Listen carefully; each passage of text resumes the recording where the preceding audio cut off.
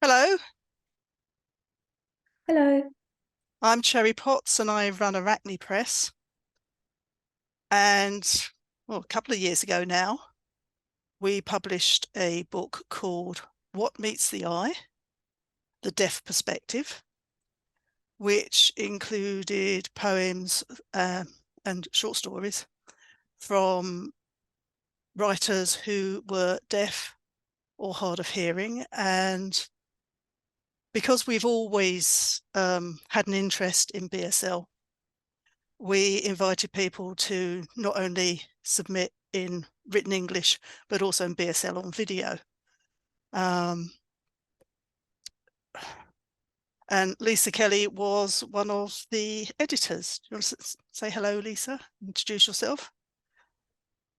Hello, everyone. So my name is Lisa Kelly. This is my sign name.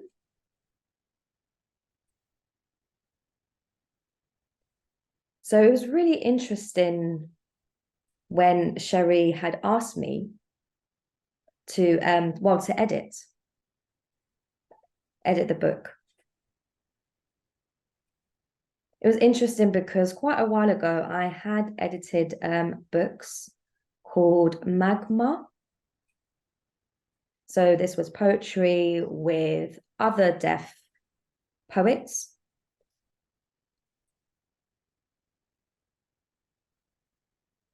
But back then, we worked with hearing poets. So we worked with deaf and hearing poets. They were all part of it and included.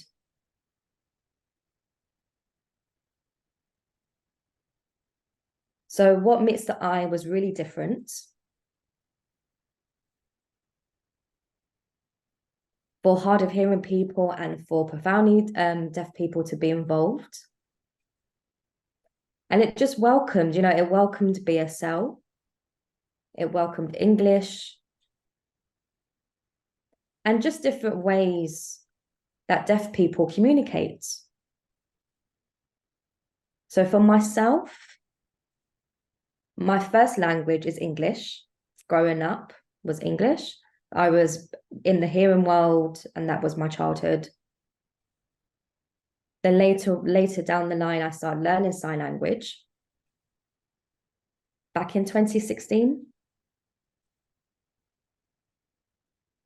And then gradually the process, I started improving. And the aim is become more fluent in BSL, which I did as I achieved my level 6. So it's important for myself to work with fluent sign language BSL users and editors. Also asking other editors their name, such as Sophie Stone.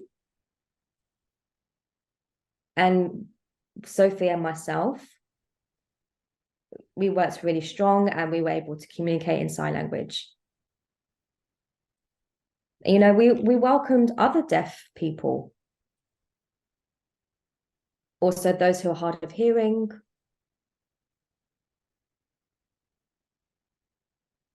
So by using social media, we're able to translate BSL and also kind of outreaching to other people. So for example, we have here Sahera Khan. So Sahera, would you like to introduce yourself? So hi, everyone. My name is Sahera Khan, and this is my sign name. So I'm one of the authors in the book. So my poem is called My Glow. And I've written this poem and I've created a BSL video.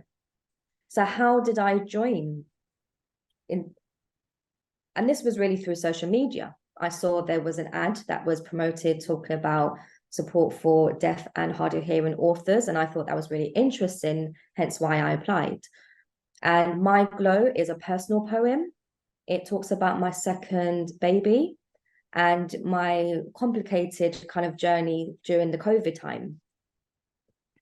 So this is when I decided to write My Glow, and I created a BSL video and I got this sent over and my story was picked, which was really exciting. So there was some editing taking place, and it's finally now been published. And my name's in the book and my poem's there, which is so amazing. But with my glow, I've also now created a short documentary linked to my glow to the poem. So again, I show the audience my journey during COVID, and it's amazing. And it really inspired me. So I want to thank you for the opportunity for sharing my glow. And myself, I am deaf. I'm a BSL user. Yeah. We loved your poem. It was one of, I think we only had 5 come in on BSL on video. And it was sort of, oh yeah, we're having this one immediately. And one of the things that, I mean, we did a book because that's what we do. We are a publisher, but we've always done loads of live events. And right back in 2014, we did an all-day festival, Solstice Shorts, in Greenwich on the shortest day of the year. And everything was BSL interpreted. Partly because I didn't know if we'd ever do it again, so I just thought throw everything at it that I love, and I love BSL. I think it's an art form in its own right, quite apart from any other issues. And that was totally fascinating because my BSL was just good enough to know if they were getting it wrong. There was a head and a head that got muddled at one point. I thought, but so it's been a bit of a journey for me because I thought that was um, that I had dealt with the deaf audience by doing that. Knew nothing. We did that whenever we could get funding. We've done that, and as time went on, we started doing BSL translations as opposed to interpreting. And so we would make videos of pre-existing work that we'd got to make it accessible. And that was all very well. I thought, we're leaving somebody out here. And the people we're leaving out are the people who are actually creating in BSL. And as that had actually always been the point, I don't know. I think I didn't think it was possible or something. I don't know. Because I'd been working with deaf people and finding that their stories were superb and their ability to tell stories was superb, but that written English just wasn't their thing, and I could quite understand why. So for years I'd been sort of mulling on this idea and just not doing anything with it, just thinking, oh, it's too difficult, or I'm not the right person. And I just thought, well, nobody else seems to be doing it, so let's have a go. And I involved Lisa because she'd been involved in one of our Solstice Shorts events, one of the signed ones. And I said, obviously we need someone who is a BSL native for this. We need someone who is profoundly deaf so that we're covering our bases. And that's when we got Sophie Stone involved. And then we produced masses of BSL video off the back of this. We had, I've lost track how many translators because a lot of the poets did their own work. And then we had Marcel Hirschman, and we had Nadia Nadaraja, and we had D.L. Williams, and a handful of other people that particular poets wanted to do their translation. And it was rather epic. It was a huge amount of work, huge amount of work. And into this, Liam O'Dell said, can we have them captioned? Of course, I hadn't budgeted for that. So we crowdfunded and we got some money, and some of the films still aren't captioned because there wasn't enough.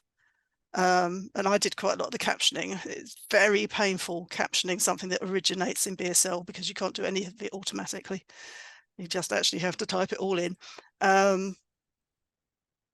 So, that was part of the process. And then we were having our 10th anniversary, and I said to Lisa and various other people, it would be nice if we did a workshop about BSL poetry, wouldn't it? And because of COVID and all of that, we decided it had better be online. So we did an online workshop, which went swimmingly, and we got loads of feedback, and people really enjoyed it, really interested, and say, we desperately want you to do a live one. Okay. It'll have to be in London because it's the most accessible place to get to. You know, most trains go to London eventually, and that sort of thing, because we didn't want to put it on and then have no one come.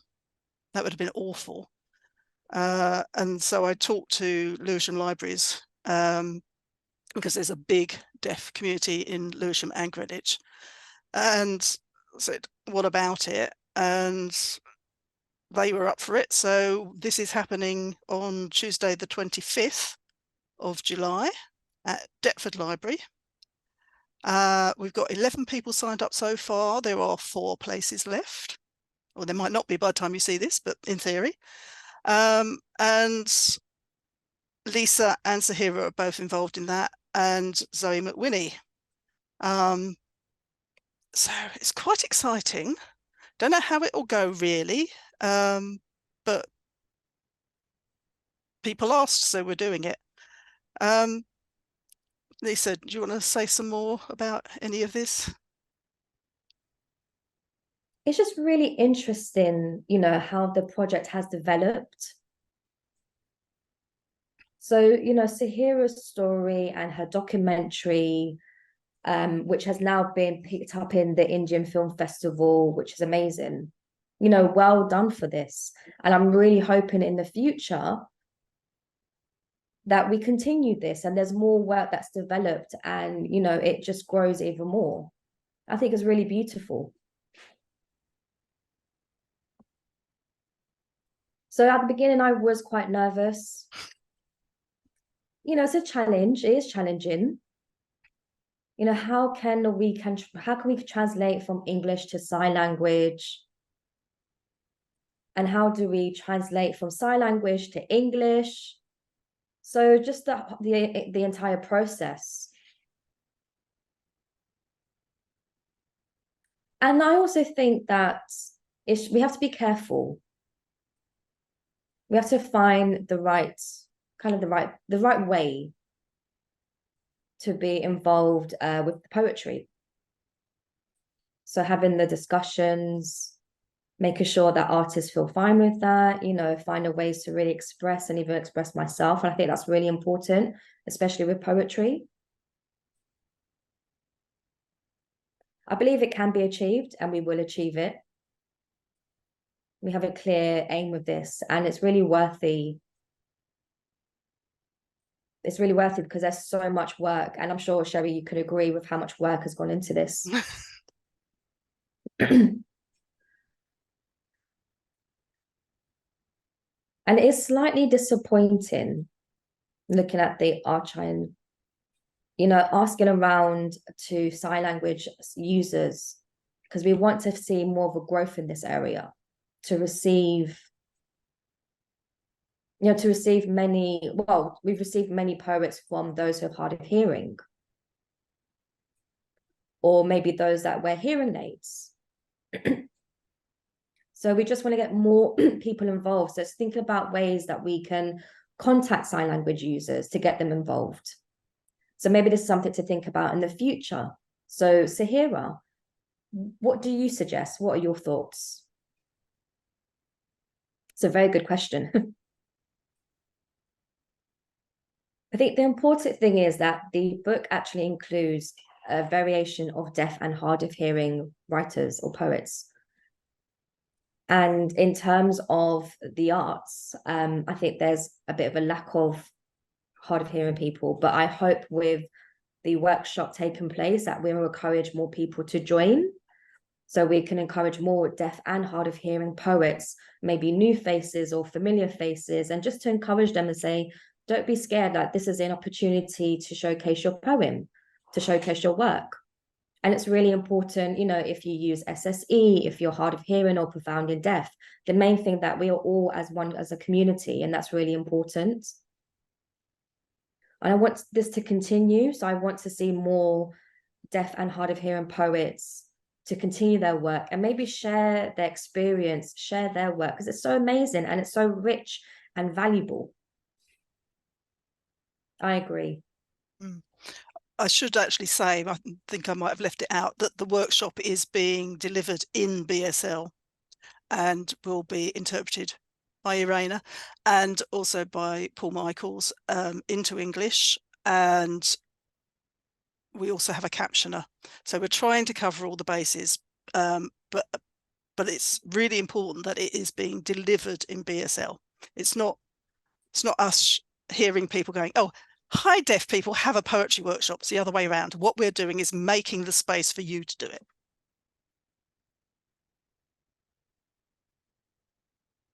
And Sahera will be contributing some of the workshop possibly, but definitely will be performing My Glow, which I'm very excited about. Really want to see that live. And Lisa will be performing her 2 poems that are in the book. And we just want to allow people to explore what poetry could mean to them. And we know some of the audience are not deaf because we recognise the names, and that's fine. We want everybody to be involved, and we want everybody to explore what BSL can be and what poetry can be. And you know, if we're teaching a few hearing people how to do poems in BSL, what the hell? It's an interesting idea for them, isn't it? But it's mainly aimed at deaf people. It will be in BSL.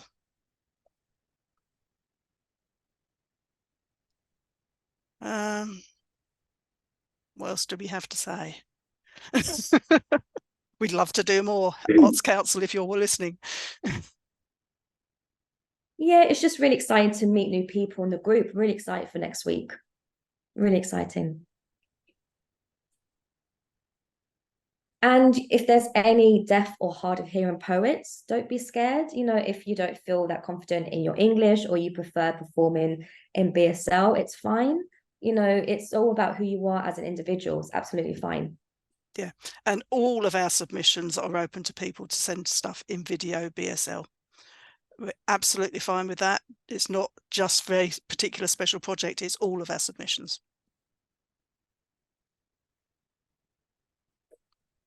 Or on video, on audio for blind writers as well. Come to that.